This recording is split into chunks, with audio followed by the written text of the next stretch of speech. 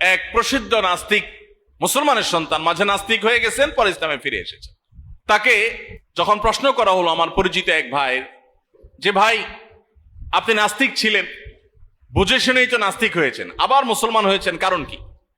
তখন তিনি বললেন যে ভাই, আমি যখন নাস্তিক হয়েছি তখন আমার প্রথম মনে হয়েছে আমি সকল গণ্ডির ঊর্ধ্বে উঠে গেছি, আমি স্বাধীন হয়ে গেছি, কি আল্লাহর হুকুম মানতে হবে, আল্লাহর কথা বাইরে চলা যাবে না, বাইন্ডিংস এর মধ্যে ছিলাম।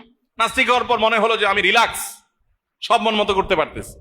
কিন্তু কিছুদিন যেতে না যেতে আমার কাছে মনে হলো যে আমি যেন কোনো প্রকার দিশা, কোনো প্রকার গাইড, এগুলো হারা, নির্হারা একটা পাখির মতো, মানুষের মতো হয়ে গেছে, যে আমার যেন কোনো যাওয়ার জায়গা নাই। কারণ আমার মনে হতো যে আমি একান্তে একটু কারোর সাথে কথা বলি, আমার মনের দুঃখগুলো কাউকে একটু খুলে বলি, আমার অনেক কথা আছে যেগুলো আমি কাউকে বলতে চাই, কোনো মানুষকে না, মানুষের বাইরে কাউকে একটু জানাতে চাই।